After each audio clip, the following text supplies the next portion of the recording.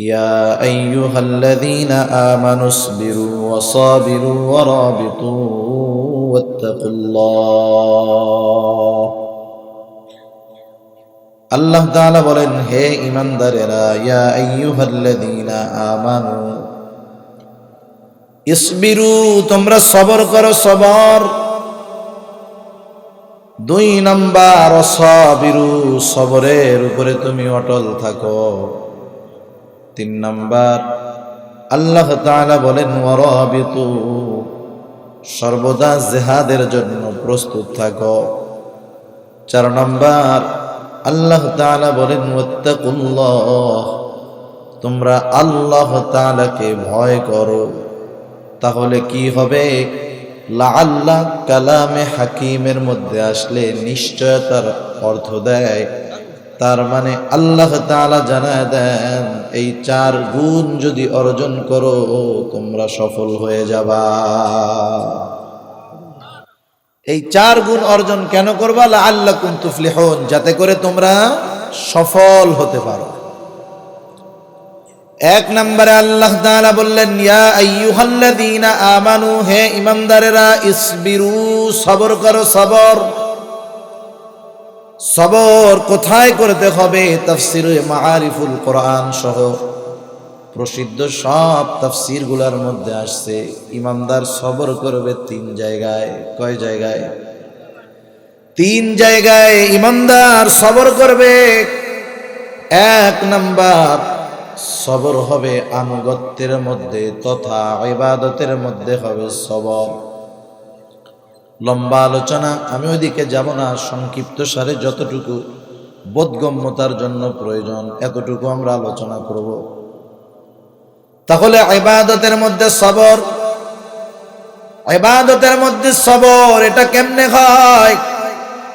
ইবাদত যদি সবরওয়ালা ইবাদতে পরিগণিত করতে হয়, ওই ইবাদতের মধ্যে 2টা জিনিস লাগেই লাগে। ইবাদত ছোট হোক আর বড় হোক, মূল বিষয় এটা নয়, বরং যদি ইবাদতের মধ্যে ওই 2 জিনিসের উপস্থিতি থাকে, ইবাদত ছোট হলেও ওটা আল্লাহ তাআলার কাছে দামি হয়ে যায়। 1 নাম্বার, প্রত্যেকটা ইবাদতের মধ্যে যেই জিনিসটার দরকার সেটার নাম হলো ইখলাস, নিয়তের পরিশুদ্ধতা।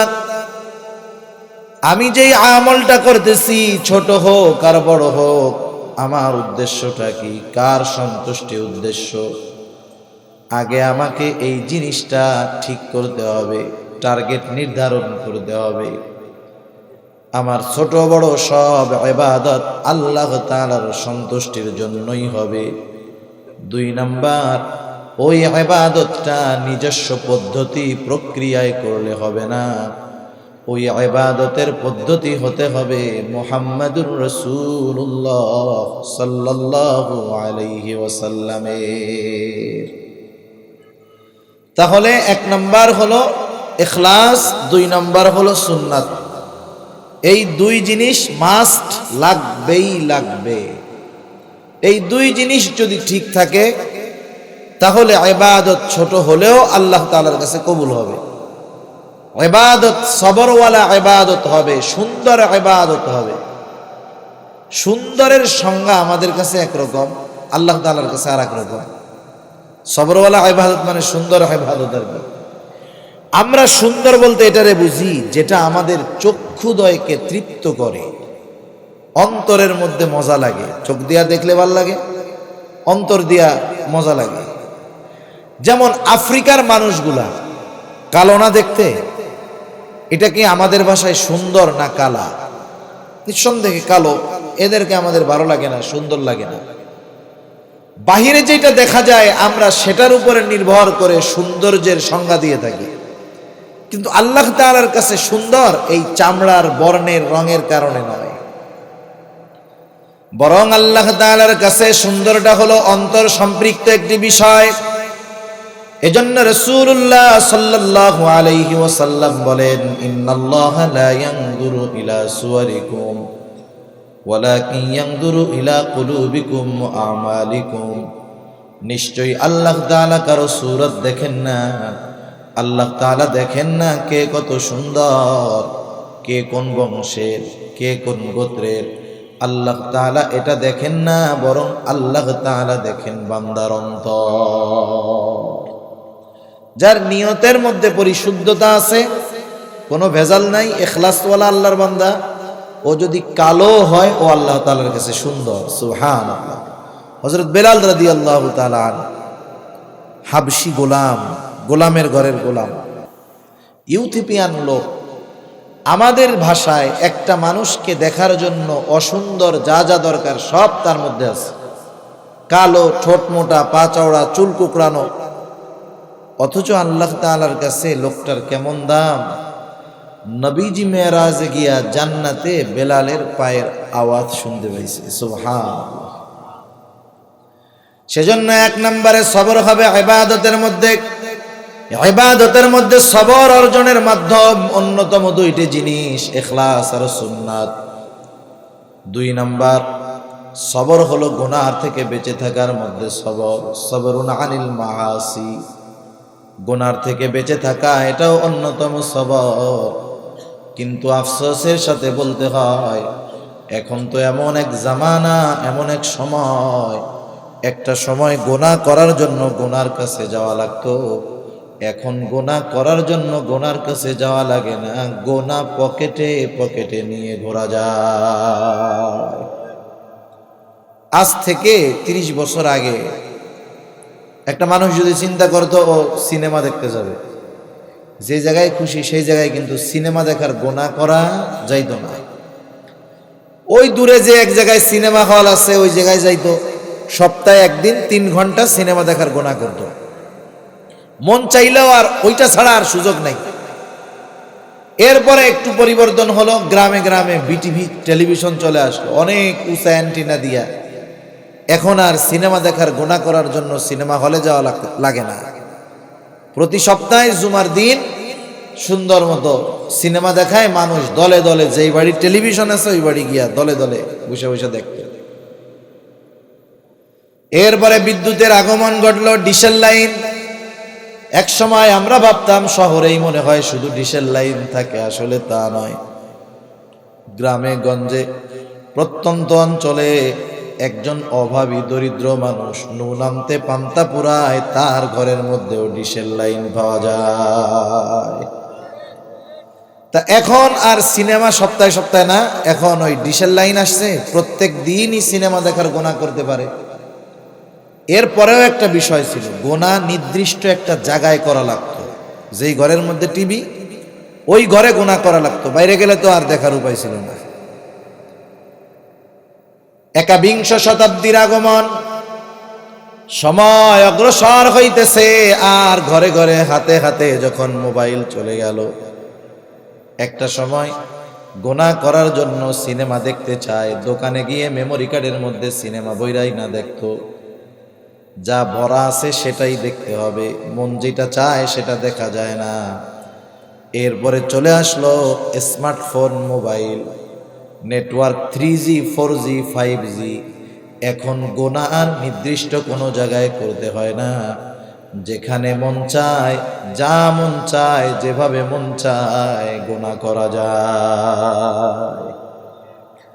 তার মানে দিন যাচ্ছে গুনাহ করা সহজ, গুনার থেকে ফেরানো কঠিন হয়ে যাইতেছে। আইন করে মানুষকে গুনার থেকে ফেরানো যায় না, আল্লাহর ভয় না থাকলে। আল্লাহর ভয় না থাকলে গুনার থেকে ফেরানো যায় না। 2 বছর আগে ধর্ষণ নিয়ে বাংলাদেশে খুব ব্যাপক কথাবার্তা। একটা সময় ধর্ষকের সর্বোচ্চ শাস্তি ছিল যাবজ্জীবন জেল। প্রমাণিত হলেই যে তাকে যাবজ্জীবন জেল দিত তা না, এটা হলো সর্বোচ্চ শাস্তি। বিজ্ঞ আদালত, বিচারক যদি চান বেকসুর খালাসও দিয়ে দিতে পারেন। এরপরে আন্দোলনের পরে সর্বোচ্চ শাস্তি হলো মৃত্যুদণ্ড। সবাই যে মৃত্যুদণ্ড দেয় তা না, কিন্তু বিচারক যদি বিবেচনা করেন একে যাবজ্জীবন দিব পারেন, 10 বছর জেল পারেন, 5 বছর জেল পারেন। বিচারক যদি চান ওরে বেকসুর খালাসও দিয়ে দিতে পারে। বাংলাদেশে পায় না এরকম অপরাধী একেবারে বেকসুর খালাস পায় না, পায় তো। তাহলে দেখেন, আইন করলো যে ধর্ষণের শাস্তি সর্বোচ্চ মৃত্যুদণ্ড। এই আইন হওয়ার পরে বাংলাদেশ থেকে ওই গোনা, ওই অপরাধ একবারে নাই হয়ে গেছে। তার মানে চিন্তা করে দেখেন, দুনিয়ার আইন দিয়ে মানুষকে গোনার থেকে ফেরানো যায় না, কারণ রাস্তা একটা বন্ধ করলে আরো 20টা খোলা থাকে। যদি আইন করতে হয়, গোনা বন্ধ করতে হয়, গোনা সংগঠিত হওয়ার সব পথগুলোকেও রুদ্ধ করে দিতে হবে। ইসলামে জেনা ব্যভিচার হারাম। আল্লাহ তাআলা বললেন, ইয়া আইয়ুহাল্লাযীনা আমানু, হে ঈমানদারেরা, ওয়ালা তাকরাবুজ জিনা, তোমরা জেনার নিকটবর্তী হয়ো না। জেনা কইরো না, এই আয়াতে বলছে জেনার নিকটবর্তী হয়ো না। ইসলাম শুধু জেনা ব্যভিচারকেই নিষিদ্ধ করে নাই, বরং জেনা ব্যভিচার সংগঠিত হওয়ার যত পথ আছে সবগুলাকে ইসলাম বন্ধ করে দিয়েছে। ধর্ষণের শাস্তি সর্বোচ্চ মৃত্যুদণ্ড এই ঘোষণা দিয়ে ধর্ষণ সংগঠিত হওয়ার রাস্তাগুলা যদি খোলা থাকে, কিয়ামত পর্যন্ত আইন করে পৃথিবী থেকে ধর্ষণ দূর করা যাবে না। এরপরেও প্রত্যেকের তো আত্মজিজ্ঞাসা করার একটা ব্যবস্থা আছে, আমি নিজেকে নিজে গুনার থেকে কেমনে বাঁচাবো? আইন তো পারবে না। আমার কিছু চিন্তাধারা আমাকে গুনার থেকে বাঁচাতে পারে। আমার নিজের পরিবর্তন যদি হয়, আমি যদি নিজেকে পরিবর্তন করতে পারি, গুনার থেকে বাঁচা সম্ভব। কয়েকটা বিষয়ের খেয়াল যদি সর্বদা আমি অন্তরের মধ্যে রাখতে পারি, গুনার থেকে সবর করা তথা গুনার থেকে বাঁচা সম্ভব। এক নাম্বার যেই বিষয়টা আমরা খেয়াল রাখবো, আল্লাহ তাআলা বলেন, ওয়ালাকাদ খালাকনাল ইনসানা ওয়া না'লামু মা তুওয়াসওয়িসু বিহি নাফসুহু ওয়া নাহনু আকরাবু ইলাইহি মিন হাবলিল ওয়ারিদ। একটু মোহাব্বতের জবান খুলে বলেন তো, আমি আপনি পৃথিবীর যেখানে যে অবস্থায় থাকি না কেন, তাম দুনিয়ার সব মানুষের চোখের অন্তরালে চলে যাওয়া সম্ভব, কিন্তু আল্লাহ তাআলার নজরের বাহিরে যাওয়া সম্ভব নাকি? আল্লাহ তাআলা আমাকে আপনাকে দেখেন, পর্যবেক্ষণ করেন, কেমন করা করেন। আল্লাহ তাআলা বলেন, ওয়ালাকাদ খালাকনাল ইনসান, আমি মানুষকে সৃষ্টি করেছি। শুধু সৃষ্টি করেছি তা নয়, আল্লাহ তাআলা বলেন, ওয়া না'লামু মা তুওয়াসওয়িসু বিহি নাফসুহু, আমি এটাও জানি কোন জিনিস মানুষের অন্তরের মধ্যে ওয়াসওয়াসা দেয়। ওয়াসওয়াসা কি দেখা যায় নাকি? ওয়াসওয়াসা দেখা যায় না, এটা অন্তরের মধ্যে কাজ করে। পৃথিবীতে চিকিৎসা বিজ্ঞান কত আধুনিক। এখন যদি একটা মানুষ, সুস্থ মানুষ, সে যদি নিজেকে মেশিনের মধ্যে ভরে দেয়, তার দেহ চেক আপ হয়ে যাবে, রিপোর্ট বের হয়ে যাবে, সে সুস্থ মানুষ। কিন্তু শরীরের কোন কোন অঙ্গগুলা দুর্বল হচ্ছে, ভবিষ্যতে আক্রান্ত হতে পারে, ওই রিপোর্টের মধ্যে লেখা চলে আসবে, আপনার কিডনি কিন্তু দুর্বল হচ্ছে, এখনো হয় নাই, সাবধান থাকেন। তার মানে দেহের সব খবরাখবর ওই মেশিনের মাধ্যমে পাওয়া যায়। কিন্তু বলেন তো, দুনিয়ায় এমন কোনো মেশিন আবিষ্কার হয়েছে নাকি যেই মেশিন আমার আপনার অন্তরের ওয়াসওয়াসার খবর বের করতে পারবে? এমন কোনো মেশিন বাইর হয় নাই, দেখা যায় না। অথচ আল্লাহ তাআলা বলেন, বান্দা অন্তরে কোন জিনিসে কি ওয়াসওয়াসা দেয়, কে ওয়াসওয়াসা দেয়, ওটাও আমি জানি। সুবহানাল্লাহ। তার মানে আল্লাহ তাআলা শুধু আমাদের বাহিরের অবস্থা দেখেন তা না, অন্তরের অবস্থাও দেখেন, জানেন। জানার কারণ কি? আল্লাহ তাআলা বলেন, কারণ হলো ওয়া নাহনু আকরাবু ইলাইহি মিন হাবলিল ওয়ারিদ। বান্দা, আমি তোমার অন্তরের ওয়াসওয়াসার খবর জানার কারণ হলো আমি তোমার শাহরগের চাইতেও অধিক নিকটে। আমি আমার যত কাছে, তার চাইতে বেশি কাছে কে? আল্লাহ। আমি আমার যত কাছে, আপনি আপনার যত কাছে, তার চাইতে বেশি কাছে কে? আল্লাহ তাআলা তার চাইতে বেশি কাছে। সুবহানাল্লাহ। তাহলে আমি আপনি কি করি না করি সব খবরাখবর রাখেন কে? আল্লাহ তাআলা খবরাখবর রাখেন। দেখেন, এখন বলেন তো, একটা ছেলে তার ইফটিজিং করার বদ অভ্যাস আছে, এই ইফটিজারের সাথে যদি তার আব্বা থাকে, বাপ থাকে, বলেন তো ও ইফটিজিং করবে নাকি? যেই ছেলেটার বদ অভ্যাস আছে বিড়ি সিগারেট খাওয়ার, ওর বড় ভাই বাবা যদি থাকে, ও কি বিড়ি সিগারেট খাবে নাকি? না খাওয়ার কারণ হলো ও চিন্তা করবে, এখন আমি যদি বিড়ি সিগারেট খাই, কোনো অন্যায় করি, আমার আব্বা দেখে ফেলবে, এই ভয়ে খায় না।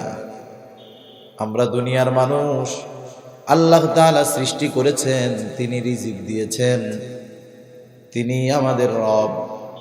বাবার দেখাকে ভয় করি, পুলিশের দেখা ভয় করি, ভাইয়ের দেখাকে ভয় করি, কিন্তু আমার আল্লাহ সর্বক্ষণ সর্ব অবস্থায় আমাকে দেখতেছেন, এই ভয়টা আমার মধ্যে নাই। যতক্ষণ ওই চিন্তা আমার আপনার মধ্যে না আসবে যে আমি গুনাহ যদি একাও করি, আমার মা বাপ আত্মীয় স্বজন দুনিয়ার কেউ জানবে না, দেখবে না, আমার ওই একাকী অবস্থার খারাপ চিন্তাটাও যিনি জানবেন তিনি কে? এই বিশ্বাস আমাদের মধ্যে পরিপূর্ণ নাই। যদি থাকতো, শুধু খারাপ কর্ম থেকে বাঁচতাম তা না, খারাপ চিন্তা করার আগে 10 বার ভাবতাম যে আমার আল্লাহ দেখতেছে। আমার খারাপ চিন্তাগুলা যদি আমার বাবা অনুধাবন করতে পারতো, বুঝতে পারতো, তাহলে কি চিন্তা করতাম, হায়রে কি খারাপ চিন্তাটা করতেছি, আমার আব্বা যদি জেনে ফেলে। লজ্জায় খারাপ চিন্তা করতাম না, ভয়ে খারাপ চিন্তা করতাম না। অথচ যে আল্লাহ আমার স্রষ্টা, আমার সর্বক্ষণ সকল রকমের গুনাহ, অপরাধ, অন্যায় উনি দেখতেছেন, এরপরেও আমি এই চিন্তাটা সব সময় সামনে আনতে পারি না। আল্লাহ রাব্বুল আলামিন যে শুধু দেখতেছেন তা নয়, সাথে সাথে আল্লাহ তাআলা জানায় দেন, ইয ইয়াতালাক্কাল মুতালাক্কিয়ানি আনিল ইয়ামিনি ওয়া আনিশ শিমালি কাঈদ। আল্লাহ রাব্বুল আলামিন আমাদের ডান কাঁধে একজন, বাম কাঁধে একজন ফেরেশতা নিযুক্ত করে রাখছেন, সম্মানিত লেখোদয়, কিরামান কাতিবিনা ইয়ালামুনা মা তাফআলুন। সম্মানিত লেখকদ্বয় জানে আমরা কি আমল করি। ডান কাঁধের যিনি, তিনি আমাদের নেক আমলগুলা লেখেন। এই দুই ফেরেশতার পাওয়ার কতটুকু, এই দুই ফেরেশতা আমাদের ব্যাপারে কতটুকু খবর রাখে। হাদিসের মধ্যে আসছে, যখন কোনো বান্দা কোনো ভালো কাজের নিয়ত করে, ভালো কাজের নিয়ত, বলেন তো নিয়ত কি মুখে করে নাকি অন্তরে? কিছু বলা হয় না। নবীজি জানায় দেন, যখন কোনো মানুষ ভালো কাজের নিয়ত করে, কাজটা করে নাই, ভালো কাজের নিয়ত করার সাথে সাথে তার আমল নামায় এই ডান কাঁধের ফেরেশতা একটা সওয়াব লিখে দেয়, যে ভালো কাজের নিয়ত করছে, এটাও তো ভালো কাজ, একটা নিয়ত নেকি লেখা দিল। কিন্তু খারাপ কাজের নিয়ত করলে যতক্ষণ ওই কাজটা না করে ততক্ষণ লেখা হয় না। তাহলে এই দুই ফেরেশতা আমার আপনার নিয়তের খবরটাও জানে। চিন্তা করে দেখছেন, এই যে আমরা যে এই জায়গায় আছি, এই দুই ফেরেশতা আমাদের সাথে আছে তো, আছে না? আছে। এমন দুই ফেরেশতা, এটা মরার আগ পর্যন্ত আলাদা হবে না। এক হুজুরে ওয়াজ করছে, মানে ওয়াজটা বিস্তারিত বলে নাই, বলছে যে যেই ঘরের মধ্যে কুত্তা বিলাই থাকবে, ছবি টবি থাকবে, ওই ঘরের মধ্যে ফেরেশতা ঢুকবে না। এখন সে চিন্তা করতেছে, যাক সাথে যদি একটা কুকুরের বাচ্চা রাখি, আজরাইলও তো ফেরেশতা, ও তো আর আসতে পারবে না। এখন বলেন তো, ও যদি কুকুর না, কুকুরের ঘরের মধ্যে গিয়া ঘুমাই থাকে, মৃত্যুর সময় যদি হাজির হয়ে যায়, মালাকুল মউত আসবে কি আসবে না? কথা হলো রহমতের ফেরেশতা ঢুকবে না। এই দুই ফেরেশতা এমন দুই ফেরেশতা, যে যেই অপরাধ করুক না কেন কখনো আলাদা হয় না, কখনো সে আলাদা হয় না। জেনাখোর জেনা করতেছে, ওই সময় সেও আছে, ফেরেশতা আছে। শুধু লিখতেছে তা নয়, আমাদের কর্মের ব্যাপারে সাক্ষী হইতেছে। যে কাজ করা হোক ওরা আলাদা হয় না, একবারে মৃত্যু পর্যন্ত এই দুইজন সাথে থাকবে। দুনিয়ার মানুষ সাথে থাকলে অপরাধ করতে ভয় পায়, আল্লাহ তাআলা দেখে দুই ফেরেশতা সর্বদা সাথে থাকে, গুনাহ করতে ভয় পায় না। কি হয়ে গেল আমাদের? শুধু তাই না, আল্লাহ তাআলা আরো একজন ফেরেশতা রাইখা দিবেন সাথে।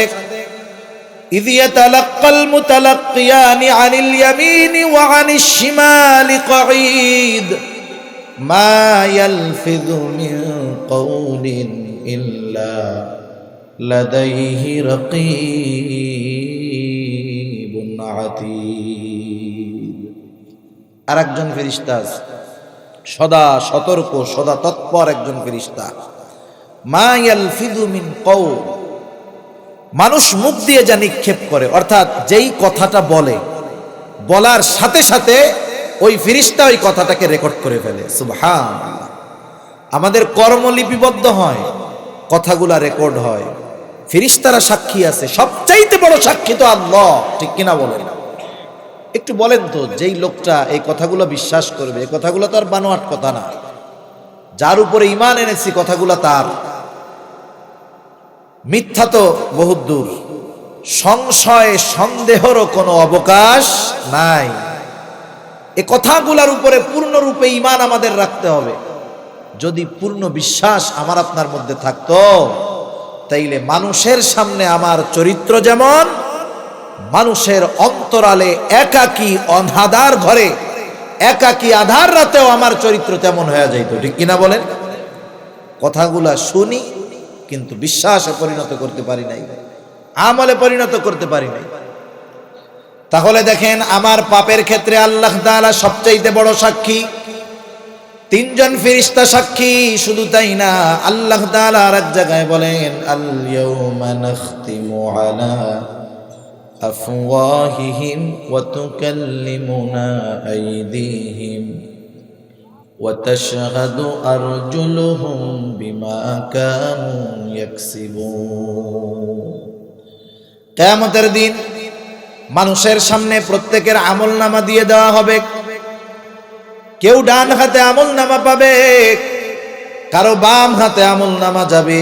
আল্লাহ তাআলা বলেন, ফাআম্মা মান উতিয়া কিতাবাহু বিয়ামিনি ফায়াকুলু হাউম ইকরাউ কিতাবিয়া ইন্নী যানানতু আন্নী মুলাকিন হিসাবিয়া। ডান হাতে আমলনামা পাওয়ার পর সে এত খুশি হবে, মানুষরে দেখায় বলবে, পড়ো, দেই দেখো আমার আমলনামা, পড়ো পড়ো। আমার আমলনামার মধ্যে আমার নেকগুলা সংরক্ষিত আছে, আমার ফলাফলটা ভালো। সে বলবে, আমি এই হিসাব দিবসের ব্যাপারে ধারণা রাখতাম। সে তো কিয়ামতের দিনের কথা চিন্তা করে দুনিয়ায় নেক আমল করত, তার আমলনামার মধ্যে সেই জন্য নেকি বেশি, গুনাহ কম। আর যেই গুনাহ পরকালে আল্লাহর সামনে দাঁড়াতে হবে, এটাকে ভুলে গেছে, গুনাহ করতেছে, পাপ করতেছে। ওই যে ফেরেশতা লেখা রাখছে, তার আমলনামাগুলোও তার কাছে চলে যাবে। বাম হাতে আমলনামা পাবে।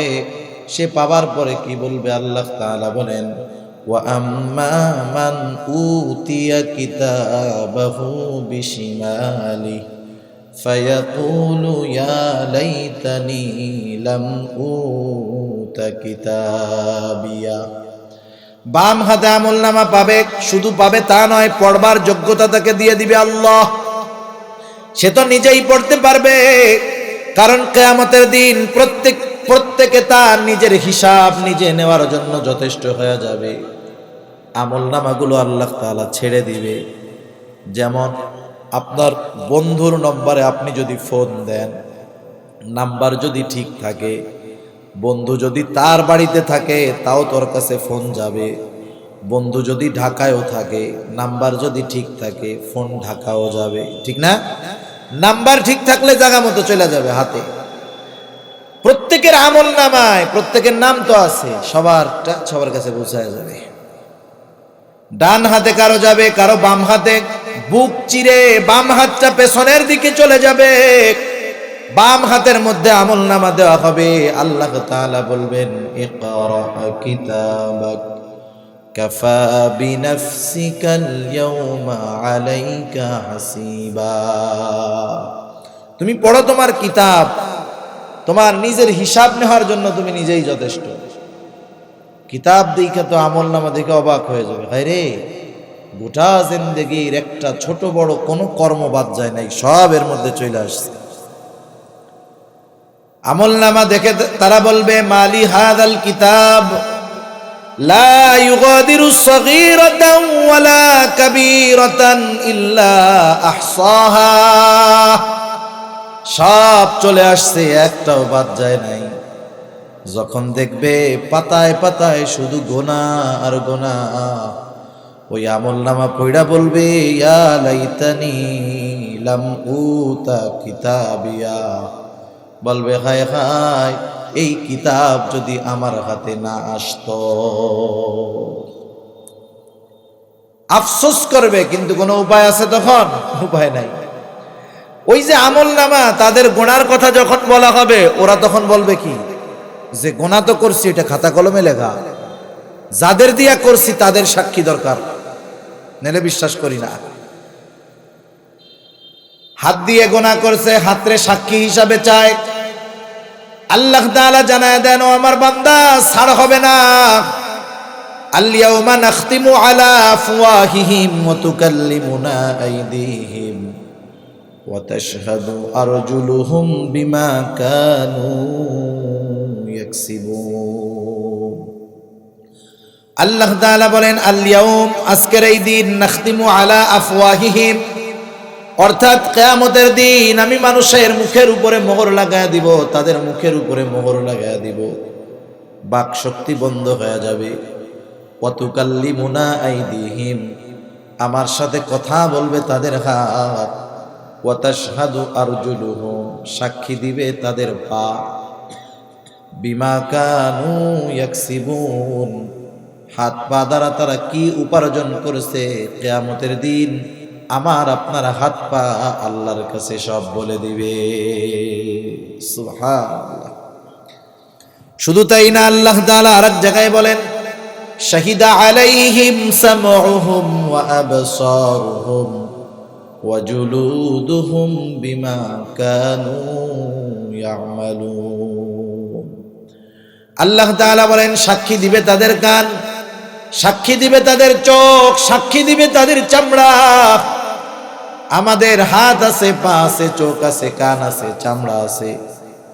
দুনিয়ায় কোনো গুনাহ করতে গেলে, অপরাধ করতে গেলে কথা বইলা বাধা দেয় নাকি? বাধা দেয়? কারো হাত পা আছে এরকম কথাবার্তা বলে দুনিয়ায়? বলে না। দুনিয়ায় এত বছর সাথে কোনোদিন হাতরে কথা কইতে দেখলাম না, পাউরে কথা কইতে দেখলাম না, চোখ কথা বলে না, কান কথা বলে না। কিয়ামতের দিন যখন দেখবে, কিরে এগুলো আমার সাথে থাকতো, এদেরকে মজা দেওয়ার জন্য গান শুনতাম, এই চোখরে মজা দেওয়ার জন্য রাত 3টার সময় ওইটা ফুটবল খেলা দেখতাম, তাই না? ফুটবল খেলার প্রভাব, এটা বিশ্বকাপ না, এটা বিশ্বপাপ। বিশ্বপাপের প্রভাব আল্লাহর ঘর মসজিদের মধ্যেও ঢুকে গেছে। আফসোস, কথায় কথা আসে বলতে হয়। বগুড়ার প্রসিদ্ধ মাদ্রাসা, বগুড়া কাসেমুল উলুম জামিল মাদ্রাসা, ওই মাদ্রাসার একজন স্বনামধন্য মুহাদ্দিস আল্লামা মুফতি শফি কাসেমি হাফিজাহুল্লাহ, অনেকে চিনবেন, ওলামায়ে কেরাম সবাই চিনে। উনি একটা পোস্ট দিয়েছে আজকে, ওনার 18 তারিখ এক জায়গায় মাহফিল, এই মাসের 18 তারিখ ডিসেম্বরের। আজকে মাহফিল কর্তৃপক্ষ ফোন দিয়ে বলতেছে, হযরত আমাদের প্রোগ্রামটা হবে না, ক্যান্সেল করতে হবে। কারণ কি? কারণ হইল ওই দিন বিশ্বকাপ ফুটবল খেলার ফাইনাল, আমরা সবাই ফুটবল খেলা দেখবো, তো এই জন্য মাহফিলটা করতে পারবো না।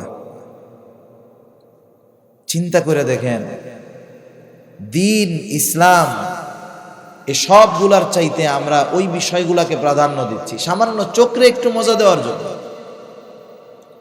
দুনিয়ায় তো মানা করতেছে না, কিয়ামতের দিন তো এরা সব বইলা দিবে।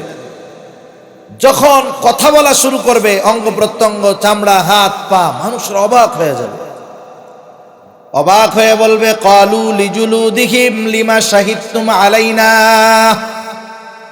ও চামড়া আজকে কেন তোমরা আমাদের বিরুদ্ধে সাক্ষী দাও? দুনিয়াতে তো কথা কয় নাই, আজকে কেমন করে সাক্ষী দাও, কথা কেমনে বলতে পারো? আল্লাহ তাআলা জবান খুলে দিছে, কথা বলবে। এইবার এই অঙ্গ প্রত্যঙ্গ গুলা বলবে, ক্বালু আনতাকানাল্লাহ আনতাকানাল্লাহুল্লাযী আনতাকা কুল্লা শাই। আজকে আমাদেরকে কথা বলার ক্ষমতা দিয়েছেন আল্লাহ। সুবহানাল্লাহ। এটা আমার কথা, বিশ্বাস হয় কথা? একটু এবার বলেন, আছেন যে কয়জন সেই কয়জনই যদি বুঝা থাকেন বলেন তো, এই যে চিন্তাধারা, এই বিশ্বাস যে সর্বদা আমাকে আমার আল্লাহ দেখতেছে, সব সময় আমার সাথে তিনজন ফেরেশতা আছে, আমার এই হাত পা অঙ্গ প্রত্যঙ্গ এরা কিয়ামতে আল্লাহর কাছে আমার কর্মের ব্যাপারে সাক্ষী দিবে, এই চিন্তাটা আমি যদি সামনে রাখতে পারি, তাহলে বলেন তো গুনাহ যত হোক বাঁচা কঠিন না সহজ? জোরে বলেন না, কঠিন না সহজ? শুধু এই চিন্তাটাকে সামনে রাখতে হবে। এই কথাগুলা, কোরআনের আয়াতগুলা অর্থ সহ রোগ মুক্তির জন্য তো কত বাবার দাদার তাবিজ গলায় ঝুলাই রাখলেন, একটু লেখা ঝুলাই দিয়েন পোলাপানের গায়ে, নিজের গলার সাথেও লেখা ঝুলাই রাখেন, গুনাহ করার আগে একবার পড়েন, কাজে লাগবে। জেহেনে যদি না থাকে, এইভাবে ঝুলাই রাখলে তো কমপক্ষে মনে পড়বে, বারবার দেখা হবে। যেমন তসবিহ আমরা পড়ি না, তসবিহ কিছু ভাই আছে এই তসবিহ হাতে নিলে বেদাত বেদাত। আরে উদ্দেশ্য তো তসবিহ না, উদ্দেশ্য তসবিহ হলো আমাকে আমার জিকিরের কথা স্মরণ করায় দেয়, ঠিক কিনা বলেন? নামাজের জন্য অ্যালার্ম দেওয়া হয়, অ্যালার্মে কোনো ফজিলত নাই ঠিক, কিন্তু এই অ্যালার্ম আমাকে বড় একটা ইবাদতের জন্য সহযোগিতা করে, ঠিক কিনা বলেন? গলার মধ্যে ঝুলাই রেখে দিয়ে কাজে লাগবে। যাই হোক, তাইলে আমরা আলোচনা করতেছিলাম সবর হবে তিন জায়গায়। কয় জায়গায়? তিন জায়গায়। এক নাম্বার সবরুন আলা তাআত, আনুগত্যের মধ্যে সবর তথা ইবাদতের মধ্যে সবর। দুই নাম্বার সবরুন আনিল মাআসি, গুনার থেকে বাঁচার সবর। ইবাদতের সবর কিভাবে অর্জিত হবে জানলাম, গুনার থেকে সবর কেমনে করা যাবে, বিরত কেমনে থাকা যাবে, বাঁচা কেমনে যাবে সেটা আমরা জানলাম। তিন নাম্বার হলো সবরুন আনিল মাসায়েব, বিপদ আপদ মুসিবতের ক্ষেত্রে সবর। এ দুনিয়ায় কম বেশি বিপদ আপদ সবার আছে না নাই? ইমানদার যারা, তাদেরকে আল্লাহ তাআলা বিপদ আপদ মুসিবত দিয়ে এ দুনিয়াতে পরীক্ষা নেবেন। নিজেদেরকে যদি আমরা ইমানদার দাবি করি, পরীক্ষা দেওয়াই লাগবে। আল্লাহ তাআলা বলেন, আহাসিবান নাস আন ইউতরাকু আন ইয়াকুলু আমান্না ওয়া হুম লা ইফতানুন। আল্লাহ তাআলা বলেন, মানুষ কি এটা মনে করে নাকি আন ইয়াকুলু আমান্না ওয়া হুম লা ইফতানুন, তারা নিজেদেরকে মুমিন বলবে, মুমিন দাবি করবে, আর তাদের পরীক্ষা নেওয়া ছাড়া ছেড়ে দেওয়া হবে। তার মানে আল্লাহ তাআলা বলেন, যারা নিজেদেরকে মুমিন দাবি করবে অবশ্যই তাদের পরীক্ষা নেওয়া হবে। সুবহানাল্লাহ। তাহলে এ দুনিয়াতে ইমানদারদের পরীক্ষা দেওয়া লাগবে, ঠিক কিনা? লাগবে। আপনারা বিরক্ত হয়েন, আমি আর সর্বোচ্চ 15 থেকে 20 মিনিট, এর বেশি আমি আপনাদের আর কষ্ট দিব না। কারণ উদ্দেশ্যহীন গন্তব্য কাছে হলেও দূরে লাগে। আপনি যখন নতুন এক জায়গায় যাবেন, রাস্তা চিনেন না, রাস্তা কাছে হইলেও কি মনে হবে? অনেক দূর। আসার সময় কি মনে হয়? আয় আল্লাহ, এত ভালোই কাছে, যাওয়ার সময় কত দূরে লাগছিল। তা সময়টা যদি জানা থাকে যে আর 10 মিনিট 15 মিনিট, তাইলে মোটামুটি বুঝতে পারবেন যে না, ওই পর্যন্ত শেষ। তাইলে সামনে আর উস্কু খুস্কু লাগবে না, ওয়াসওয়াসা লাগবে না যে কতক্ষণ করব না করবো আল্লাহই জানে। সেজন্য আর 15, সর্বোচ্চ 20 মিনিট ইনশাআল্লাহ। একটু সবর করে দেখা যাবে না ইনশাআল্লাহ। তাহলে আল্লাহ রাব্বুল আলামিন বিপদ আপদ বালা মুসিবত দেন। এখন বিপদ আপদ বালা মুসিবত আল্লাহ তাআলা যদি দেন, আমাদের কি করণীয়? আল্লাহ তাআলা তো দিবেনই। আল্লাহ তাআলা আর এক জায়গায় বলেন, ওয়ালানাবলুওয়ান্নাকুম বিশাইইম মিনাল খাউফি ওয়াল জুউ ওয়া নাকসিম মিনাল আমওয়াল ওয়াল আনফুসি ওয়াস সামারাত। আল্লাহ তাআলা বলেন, ওয়ালানাবলুওয়ান্নাকুম, আমি অবশ্যই তোমাদের পরীক্ষা নিব। পরীক্ষা কোন পদ্ধতিতে নিবেন? আল্লাহ তাআলা বলেন, বিশাইইম মিনাল খাউফ, কিছুটা ভয়ের মাধ্যমে মুমিন তোমার ঈমানের পরীক্ষা নেওয়া হবে। ওয়াল জু', অভাব দারিদ্রতার মাধ্যমে পরীক্ষা নেওয়া হবে। ওয়া নাকসিম মিনাল আমওয়াল, মালের ক্ষতির মাধ্যমে পরীক্ষা নেওয়া হবে। ওয়াল আনফুস, জীবনের ক্ষতির মাধ্যমে পরীক্ষা নেওয়া হবে। ওয়াস সামারাত, ফল ফসলের ক্ষতির মাধ্যমে পরীক্ষা নেওয়া হবে। এখানে আল্লাহ তাআলা 5টা বিষয়ের পরীক্ষার কথা বলছে। কয়টা বিষয়ের? 5 বিষয়ের পরীক্ষার কথা আল্লাহ তাআলা বলছেন। হতে পারে কোন ইমানদার মুমিন এই 5 বিষয়ের পরীক্ষা তার দেওয়া লাগতে পারে। 5টা বিষয়েরই, ভয়ের, অভাবের, মালের ক্ষতি, জানের ক্ষতি, ফসলের ক্ষতি, একজনের সব কয়টা পরীক্ষা হইতে পারে। যদি নাও হয়, প্রত্যেকটা মুমিনকে এই দুনিয়ার জিন্দেগিতে একটা বিষয়ের পরীক্ষা হলেও দিতেই হবে, কমপক্ষে একটা, 5টাও লাগতে পারে। তাহলে পরীক্ষায় সম্মুখীন তো হওয়াই লাগবে।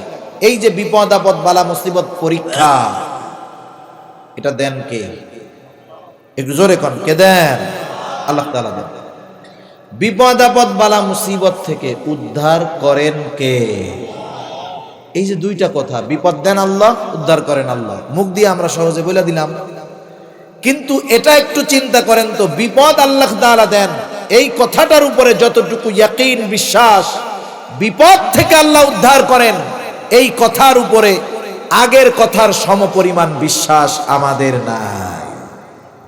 এখন বলতে পারেন প্রমাণ কি? বিপদ আল্লাহ দেন এটাও বিশ্বাস করি, উদ্ধার করেন আল্লাহ এটাও বিশ্বাস করি। আর বিপদ আপদে পড়লে সাহায্য কার কাছে চাইব?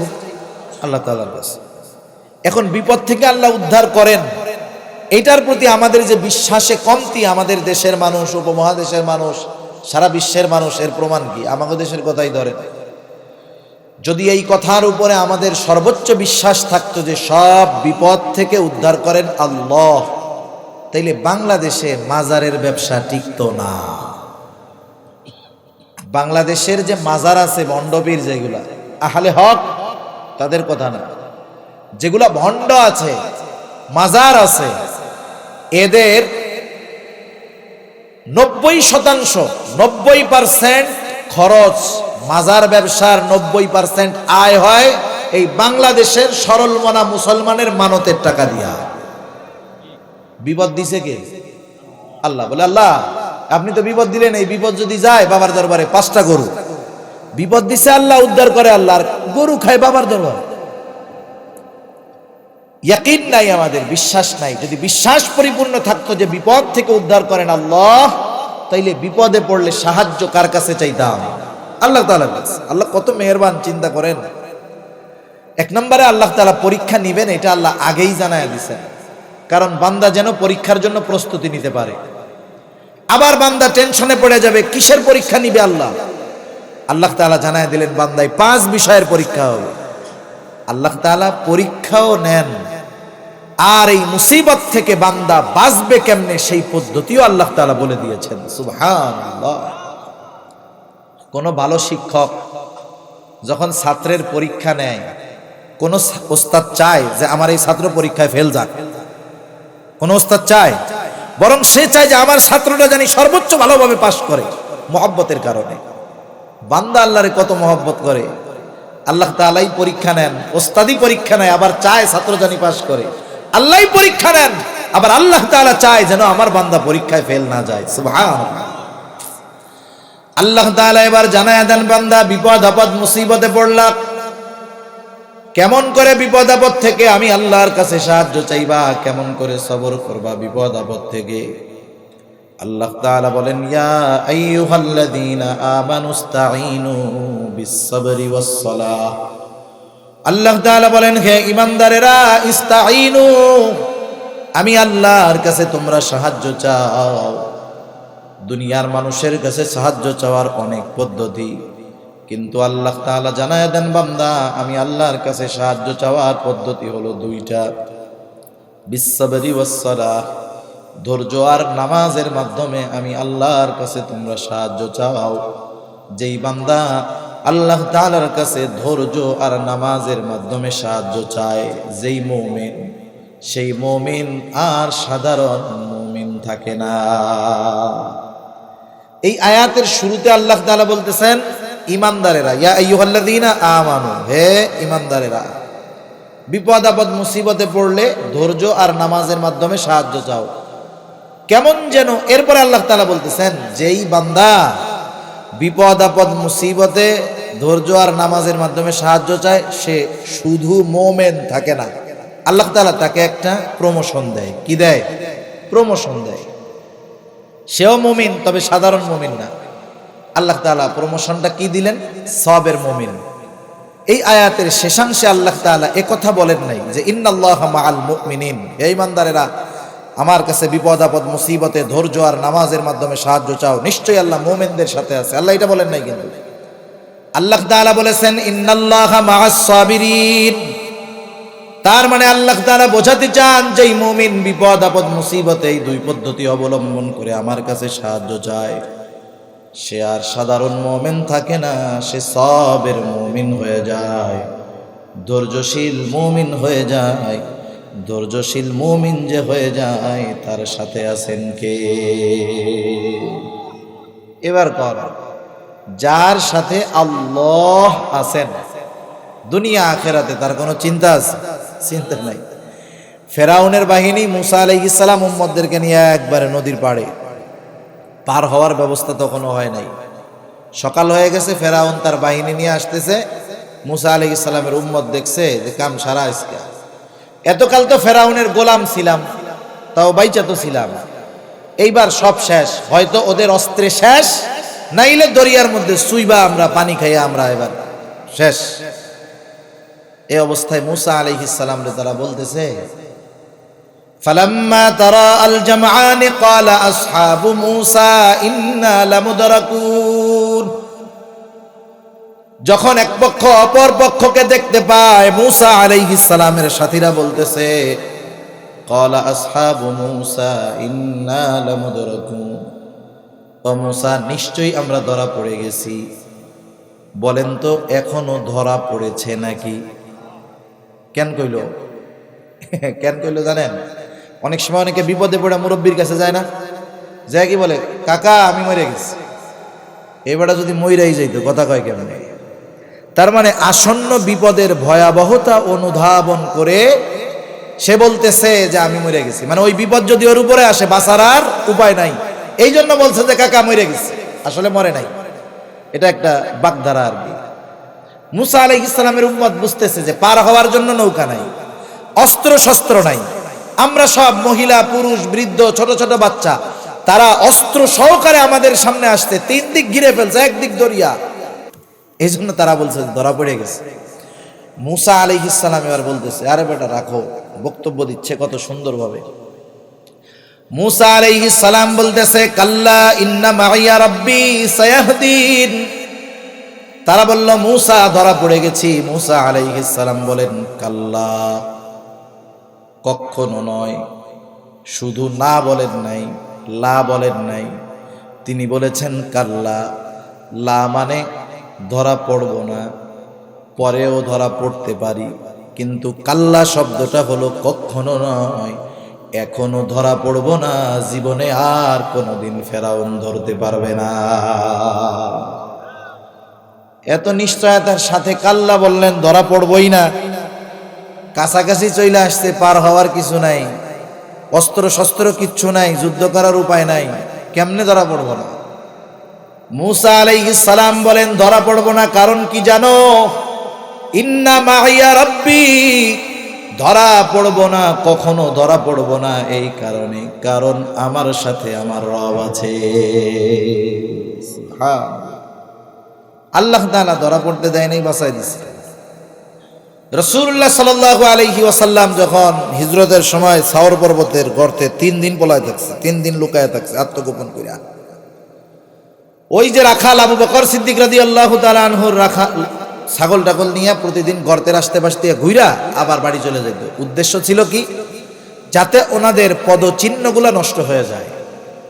আমি মাঝে মধ্যে চিন্তা করি যে আরবের মানুষ এরা কতটা তীক্ষ্ণ বুদ্ধি সম্পন্ন। বালুর উপরে পায়ের ছাপ, ওই সাপ দেখে তারা বলে দিতে পারতো বালুর উপরে কি পার সাপ পড়ে, কাদার মধ্যে পাড়া দিলে না পার সাপ পড়ে, তাই না? কিন্তু বালুর উপরে যখন পড়ে দেখবেন একটা গর্তের মতো হয়। ওই পদচিহ্ন লক্ষ্য করে ওরা বুঝতে পারতো যে এই পথে কে গেছে। ছাগলের পাড়ায় পার চিহ্ন নষ্ট হয়ে গেছে, এরপরে ওরা খুঁজতে খুঁজতে গর্তের গোড়ায় এসে হাজির। আবু বকর সিদ্দিক রাদিয়াল্লাহু তাআলা আনহু বলেন, গর্তের উপরে কাফেরেরা কথা বলতেছে, আমি প্রত্যেকের গলার আওয়াজ শুনতেছি, চিনতেছি, আমাদেরকে তারা খুঁজতেছে। বেশি দূরে যাওয়ার প্রয়োজন নাই, তারা যদি শুধু তাদের নিজেদের পায়ের দিকে তাকায় আমাকে আর রাসূলুল্লাহ সাল্লাল্লাহু আলাইহি ওয়াসাল্লামকে দেখে ফেলবে। প্রচন্ড চিন্তিত হযরতে আবু বকর সিদ্দিক রাদিয়াল্লাহু তাআলা আনহু নিজের জন্য চিন্তিত নয়, বরং রাসূলুল্লাহ সাল্লাল্লাহু আলাইহি ওয়াসাল্লামের জন্য চিন্তিত।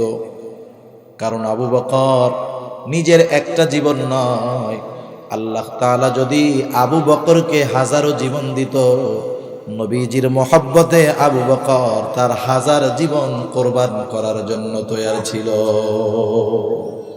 এরাই হলো সেই আশিকে রাসূল, খাঁটি আশিকে রাসূল। রাসূলুল্লাহ সাল্লাল্লাহু আলাইহি ওয়াসাল্লাম আবু বকর সিদ্দিক রাদিয়াল্লাহু তাআলা আনহুর অবস্থা বুঝতে পারলেন। কি কথোপকথন হলো দুজনের মধ্যে, দুনিয়ার কেউ শোনে নাই, কিন্তু আল্লাহ তাআলা শুনছেন। আল্লাহ তাআলা ওই দুইজনের কথোপকথনের কথা কোরআনুল কারীমের সূরা তাওবার মধ্যে জানায়া দেন। আল্লাহ তাআলা বলেন, ইযহুমা ফিল গারি ইয ইয়াকুলু লিসাহিবিহি লা তাহজান ইন্নাল্লাহা মা'ানা। রাসূলুল্লাহ সাল্লাল্লাহু আলাইহি ওয়াসাল্লাম তখন আবু বকর সিদ্দিক রাদিয়াল্লাহু তাআলা আনহুরে বলতেছে, আরে চিন্তা কইরো না, এই গর্তে আমরা দুইজন নয়, আমাদের সাথে কে আছে? আল্লাহ আছে। সে আল্লাহ বলতেছে, যারা সওয়াবের বান্দা আমি তাদের সাথে আছি। সুবহানাল্লাহ। সেজন্য বিপদ আপদ বালা মুসিবত দেন আল্লাহ, উদ্ধার করেন আল্লাহ, সাহায্য চাইব আল্লাহর কাছে। আল্লাহ রাব্বুল আলামিনের কাছে যেই ব্যক্তি এই দুই পদ্ধতি অবলম্বন করে বিপদ থেকে সাহায্য চাইবে, বিপদ যাক আর না যাক, অসুস্থ হয়েছে, সবর আর সালাতের মাধ্যমে সাহায্য চাইছে, সুস্থ হয় নাই কিন্তু মইরা গেছে, একই পরীক্ষায় ফেল না পাস? পাস। আরে জিহাদের ময়দানে জিহাদ করতে গেছে, নিয়ত ঠিক আছে আল্লাহর জন্য, যুদ্ধ শুরু হয়ে গেছে, সে শাহাদাত বরণ করছে, দল হেরে গেছে, জিহাদে তার যেই দল হেরে গেছে, সে শহীদ হয়ে গেছে। বলেন, দল হেরে গেছে ঠিক, সে মারাও গেছে, কিন্তু সে কি হেরে গেছে না জিতে গেছে? দুই পদ্ধতি অবলম্বন করে সাহায্য চাইলো, বিপদ যাক আর না যাক, পরীক্ষায় সে পাস। এখন সে সাবের মুমিন। সাবের মুমিনের পুরস্কার কি? আল্লাহ তাআলা বলেন, বাশশিরিস সাবিরিন, আপনি ধৈর্য ধারণকারী তথা সাবের বান্দাকে সুসংবাদ জানায় দেন তথা জান্নাতের সুসংবাদ। প্রত্যেকটা জিনিসের প্রাথমিক আলামত আছে, সাবের বান্দার প্রাথমিক আলামত কি? আল্লাহ তাআলা বলেন, বাশশিরিস সাবিরিন আল্লাযীনা ইযা আসাবাতহুম মুসিবাহ ক্বালু ইন্না লিল্লাহি ওয়া ইন্না ইলাইহি রাজিউন। আল্লাহ তাআলা বলেন, সুসংবাদ জানায় দেন ওই সমস্ত ধৈর্য ধারণকারীদেরকে, তাদের উপরে যখন কোনো বিপদ আপদ মুসিবত পতিত হয়, তারা বলে ইন্না লিল্লাহি ওয়া ইন্না ইলাইহি রাজিউন। এ দোয়া আপনাদের জানা আছে? আমি উত্তরবঙ্গের এক জেলায় গেছি মাহফিলে, আমি ওনাকে জিজ্ঞাসা করছি, এই দোয়া জানা আছে? সবাইকে হ্যাঁ জানা আছে। কিসের দোয়া? অধিকাংশ মানুষ বলে উঠছে মানুষ মারার দোয়া। মানে এই দোয়াটাকে মানুষ গ্রাম, চিন্তা করে দেখেন, অধিকাংশ মানুষ, অনেক মানুষ ছিল, অধিকাংশ মানুষ বলতেছে মানুষ মরার দোয়া। আল্লাহু আকবার। অথচ এই দোয়াটা ছোট বড় সব বিপদ আপদ মুসিবতে পড়তে হয়। জুতা হারাই গেছে, এটা পড়েন না। একটু কাটার খোসা লাগছে, এটা পড়েন না। ধাক্কা খেয়ে পড়ে যেতে গেছি, কষ্ট হয়েছে না, এটা পড়েন না। এই আয়াতের তাফসীরে রাসূল আকরাম সাল্লাল্লাহু আলাইহি ওয়াসাল্লাম সহিহ মুসলিমে বর্ণিত একটা হাদিস, এই আয়াতের তাফসীর ইবনে কাসিরের মধ্যে আসছে হাদিসটা, অন্যান্য অনেক তাফসীরেও আসছে। চমৎকার একটা দোয়া আমাদের শিখাইয়া দিয়েছেন, আমরা এই দোয়াটা একটু শিখা যাব ইনশাআল্লাহ। রাসূল আকরাম সাল্লাল্লাহু আলাইহি ওয়াসাল্লাম বলেন, যখন তোমরা কেউ বালা মুসিবত তোমাদের উপরে পতিত হবে, বিপদে পড়বে, সে কি বলবে? এমন এক দোয়া প্রথম অংশ শিখিয়েছেন আল্লাহ, আর দ্বিতীয় অংশ শিখাইয়া দিয়েছেন মুহাম্মদুর রাসূলুল্লাহ সাল্লাল্লাহু আলাইহি ওয়াসাল্লাম। হযরতে উম্মে সালামা রাদিয়াল্লাহু তাআলা আনহা থেকে বর্ণিত হাদিসটা, দোয়াটা। রাসূলুল্লাহ সাল্লাল্লাহু আলাইহি ওয়াসাল্লাম বলেন, যখন বিপদ আপদ বালা মুসিবতে পড়বে তোমরা বলবে ইন্না লিল্লাহি ওয়া ইন্না ইলাইহি রাজিউন। এইটুকুর অর্থ হলো নিশ্চয় আমরা আল্লাহর জন্যই, ওয়া ইন্না ইলাইহি রাজিউন, পুনরায় আমরা তার নিকটেই প্রত্যাবর্তন করব। এটুকু শিখিয়েছেন আল্লাহ। এরপরে নবীজি বলেন, এরপরে আমরা যা বলবো, আল্লাহুম্মা আজুরনি ফি মুসিবাতি ওয়া আখলিফ লি খায়রাম মিনহা। আল্লাহুম্মা আজুরনি ফি মুসিবাতি ওয়া আখলিফ লি খায়রাম মিনহা। অর্থ, আল্লাহ আপনি এই বিপদ থেকে আমাকে উদ্ধার করেন, প্রতিদান দেন। ওয়া আখলিফ লি খায়রাম মিনহা, এই মুসিবতের মাধ্যমে আমি যা হারিয়েছি তার চাইতে উত্তমটা আমাকে ফিরাইয়া দেয়। নবীজি বলেন, মুসিবতে পড়ে যে এই আমল করবে, বালা মুসিবতে সে যা হারিয়েছে তার চাইতে উত্তমটা আল্লাহ তাআলা তাকে ফিরাইয়া দিবে। সুবহানাল্লাহ। তবে শর্ত কি? আর এক হাদিসে নবীজি বলেন, সবর হলো বিপদের প্রথমে, সবর বিপদের প্রথমে। আর আমরা হলো চেষ্টা করে যখন না পারি তখন আল্লাহরে বলি, আল্লাহ আপনি যা করেন, ঠেকাই পড়ে আল্লাহর কাছে দিছি আর কি, এটা হবে না। আবার নবীজি বলেন, তোমরা কখনো সবর কামনা করবা না, মানে মুসিবত কামনা করবা না, বরং আল্লাহ তাআলার কাছে সবসময় নিরাপত্তা চাইবা। যদি আল্লাহ দিয়েই দেন তাহলে এই আমলগুলা করবা। তাহলে আসেন আমরা একটু আলোচনা শেষের দিকে যাই। সফল মুমিন হওয়ার জন্য 4টি গুণ দরকার সূরা আলে ইমরানের 200 নম্বর আয়াতের আলোকে। 1 নাম্বার, আল্লাহ তাআলা বলেন ইসবিরু, সবর করো। সবর কয় জায়গায় হয়? 3 জায়গায়। ইবাদতে সবর, গুনার থেকে বাঁচার সবর, বালা মুসিবতে সবর। আল্লাহ রাব্বুল আলামিন এরপরে জানায়া দেন, বান্দা সবর কতক্ষণ করবা? 1 দিন 2 দিন 3 দিন এমনটা নয়। আল্লাহ তাআলা এরপরে বলেন ওয়াসাবিরু, সবরের উপরে অটল থাকবা কতদিন?